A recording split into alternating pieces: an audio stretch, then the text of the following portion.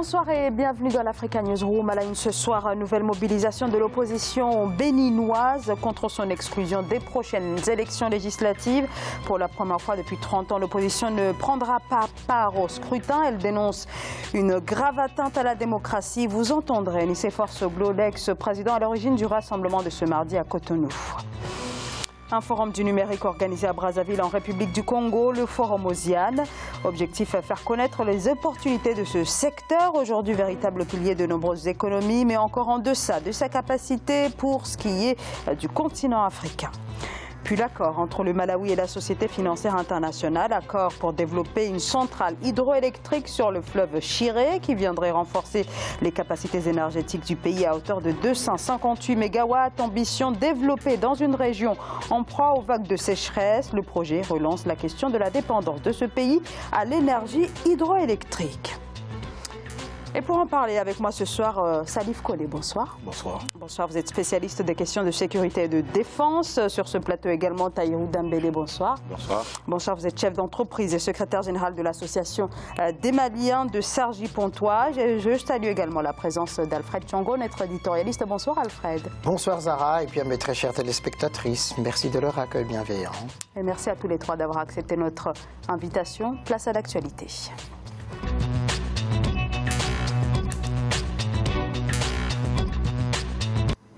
Et on débute cette émission donc par la situation au Bénin où la tension politique est palpable à l'approche des élections législatives dans lesquelles seuls deux partis apparentés au pouvoir ont été autorisés à se présenter ce mardi. L'opposition s'est retrouvée devant le siège du Parti de la Renaissance du Bénin que l'opposition a rebaptisé en siège de la résistance.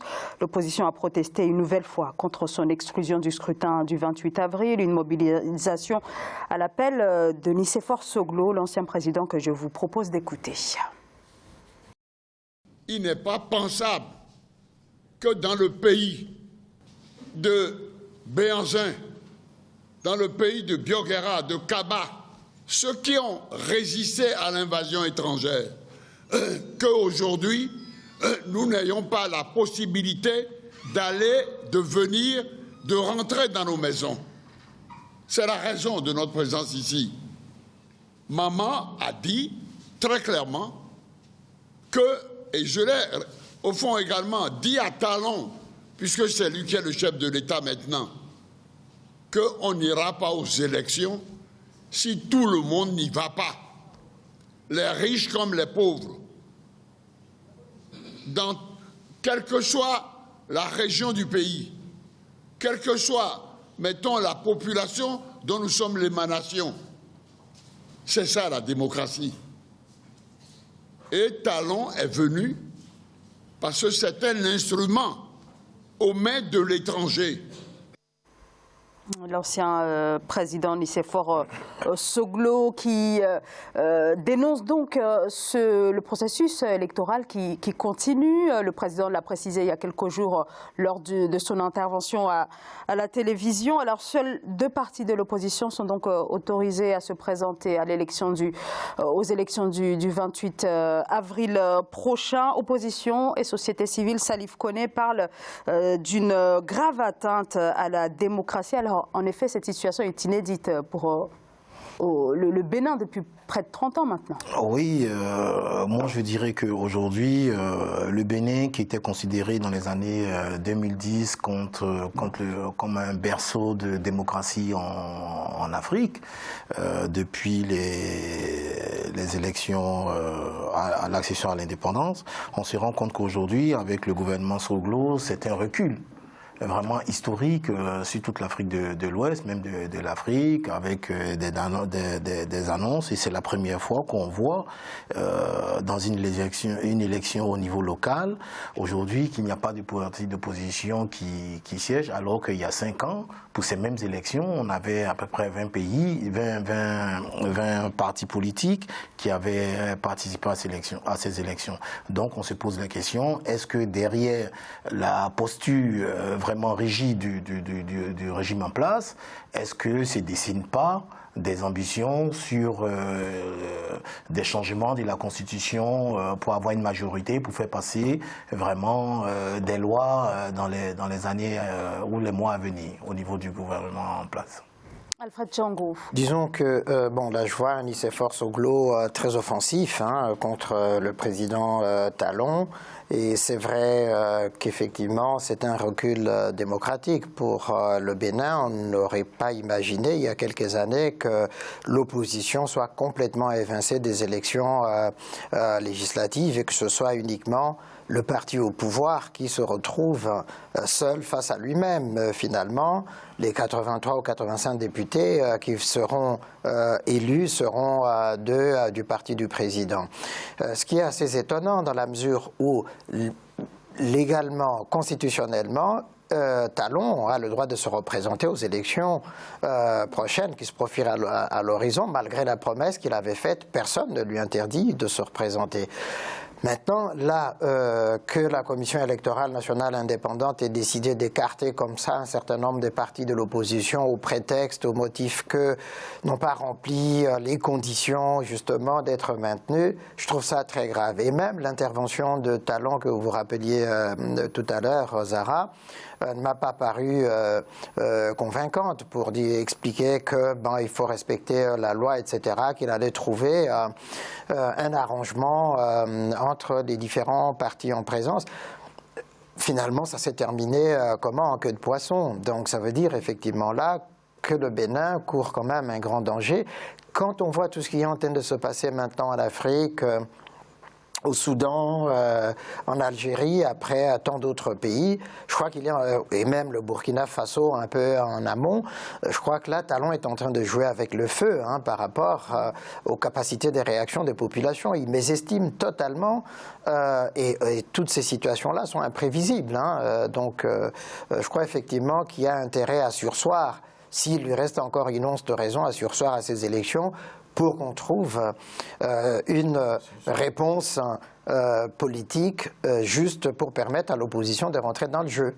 Tahirou Dembélé, alors Alfred Thiango parle d'un président qui est en train de jouer avec le feu. Alors effectivement, son intervention à la télévision jeudi dernier semblait nier un petit peu la situation actuelle et les revendications de l'opposition, la société civile qui dénonce le fait que le processus continue. Et là, actuellement, effectivement, c'est la campagne électorale. Tout à fait, je les rejoins entièrement parce que il n'est pas politique, c'est ça son défaut, il n'est pas politique, c'est un homme d'affaires qui vient, il n'est pas politique.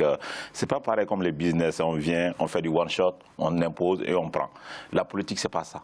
C'est du compromis.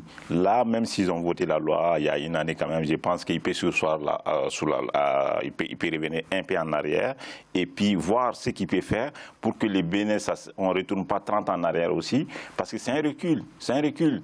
C'est un pays démocratique, un pays, on va dire, l'opposition est plus apaisée au Bénin qu'ailleurs. Vraiment, bon, s'ils jouent avec les faits, la façon dont ils ont manifesté la dernière fois, s'ils sortent la deuxième fois et troisième fois, ça sera très très difficile pour Talon, vraiment. Il y a un risque d'hyper-présidentialisation du régime Salif Koné? Je pense qu'aujourd'hui, l'histoire nous montre que ces chefs d'État qui arrivent au pouvoir, une fois qu'ils sont aux commandes, s'arrangent pour consolider leur assise avec ce qu'ils dénonçaient auparavant. On se rend compte que dans l'opposition, ils ont toutes les idées, toute la bonne volonté pour changer les choses. Et une fois aux commandes, on se rend compte qu'ils essaient plus ou moins, par des manipulations juridiques. On le voit, et ça c'est une manipulation juridique. On ne dit pas qu'ils refusent de façon frontale d'empêcher l'opposition de faire, mais quand on a une justice ou une administration qui est à la solde du gouvernement, l'acquisition des documents administratifs constitutifs des dossiers de candidature sont assez lentes à donner, ou des enquêtes préliminaires laissant supposer que certains candidats ne répondent pas pour une question de moralité les candidatures, sont des des manipulations déguisées pour empêcher l'opposition de se présenter et afin qu'on arrive à des dates butoirs où ils ne peuvent pas se présenter. Je pense que c'est dans ce jeu que le président Talon s'est engagé et comme on le dit souvent, jouer avec le feu, on finit un jour par se brûler les doigts.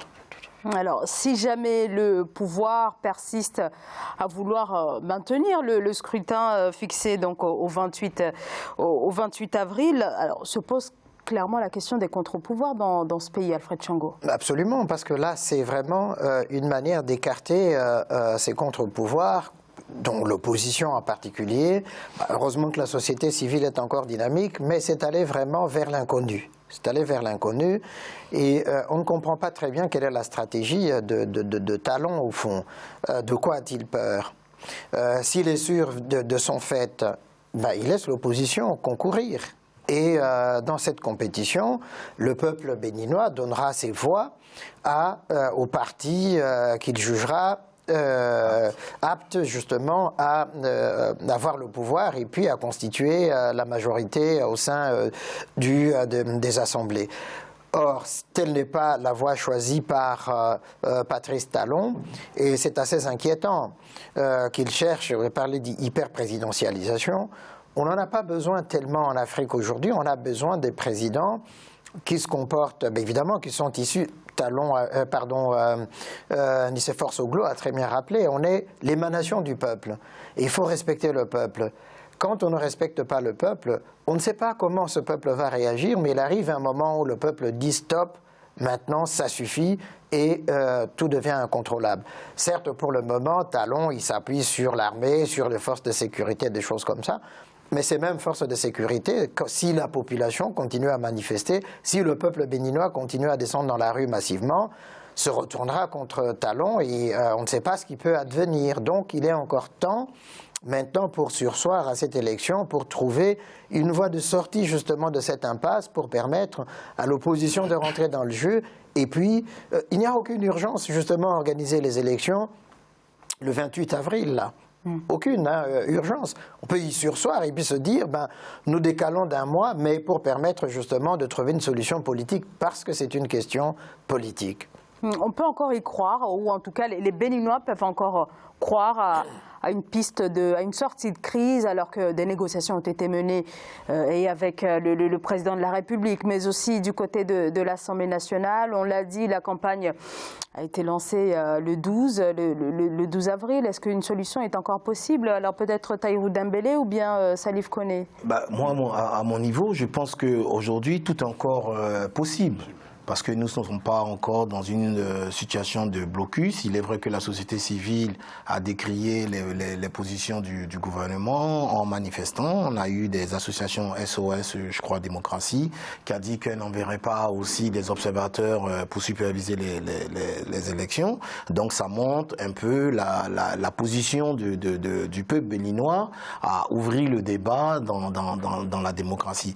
Moi, ce qui m'interpelle un peu dans cette vision des choses, c'est qu'on se rend compte que le régime en place n'est pas à son premier essai, puisqu'on a déjà l'opposant Adjovi qui est poursuivi, soi-disant, qui était arrivé 3e aux élections présidentielles, lui aussi qui est poursuivi pour des faits délictueux, aujourd'hui qui est réfugié en France. Sébastien Ajavron, qui est réfugié aujourd'hui en France pour des faits qui lui sont reprochés, voilà. Et là, on se rend compte encore qu'on a une bonne partie de l'opposition qui essaie d'être muselée par le régime en place pour essayer d'avancer. Et ce qui est très important, c'est dans votre reportage où je pense que monsieur Nicéphore Soglo a dit que le chef de l'État aujourd'hui est à la solde aujourd'hui d'une communauté étrangère. Ça veut dire que derrière, il conçoit que le président actuel n'est pas dans une mission pour les Béninois, mais qui va répondre aux injonctions d'une puissance financière ou une puissance coloniale qui va dicter à ce président-là les orientations qu'il doit faire. Et ça devient très dangereux si on prend cette tournure-là. Tahirou Dembélé. Oui, j'ai écouté, je pense que ça c'est très très grave quand même. Talon il se trompe, hein. Je pense qu'il se trompe irréellement parce que lui qui voulait les changements, en venant il disait que oui, c'était l'homme du renouveau, il ne voulait pas de tapis rouge total, mais à la fin on constate que c'est un petit dictateur en naissance, quoi. Donc c'est le mot est fort, mais c'est la vérité. Parce qu'une démocratie sans l'opposition, c'est pas une démocratie, c'est la dictature. C'est aussi simple qu'un bonjour.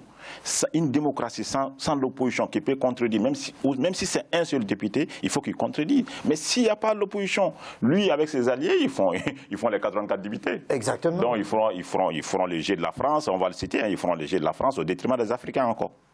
Alors, des anciens présidents, Nicéphore Soglo, mais aussi Thomas Boniaï, qui sont profondément choqués depuis l'annonce, en tout cas, de leur exclusion du scrutin du 28, Alfred Tchongo. C'est assez étonnant de la part de Talon, qui est venu justement au pouvoir dans cette idée de changer les choses, de ne pas diriger comme les anciens présidents, en particulier Yahi Boni. Et tout d'un coup, il se retrouve au pouvoir et il porte ces habits-là, mais il va encore au-delà de ce que notamment Yahi Boni avait tenté de faire quand lui, Talon, était dans l'opposition. Ou d'ailleurs, on sait ce que... exactement, ils étaient ensemble depuis après. Ils se sont séparés, voilà, ils sont disputés. Bien. Donc, on s'aperçoit effectivement que les mêmes causes produisent les mêmes effets, et moi, je trouve ça très dangereux que Talon puisse ramener le Bénin, mais véritablement en arrière de plusieurs années, alors que le Bénin était un modèle démocratique. Et je maintiens qu'il est encore temps de se ressaisir, de retrouver un peu de sa sagesse et de sérénité pour surseoir à cette élection à la fin du mois, choisir une autre date et puis permettre à tout le monde de rentrer dans les jeux.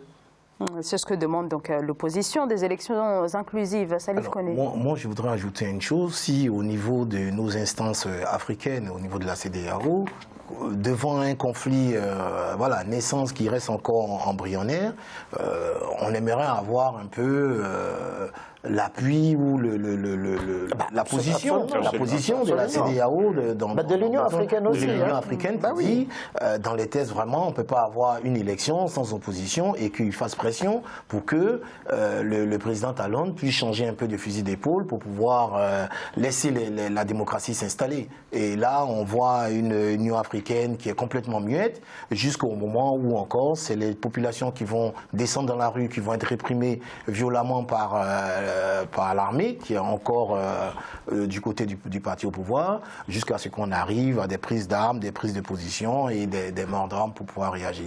Et c'est toujours le médecin après la mort.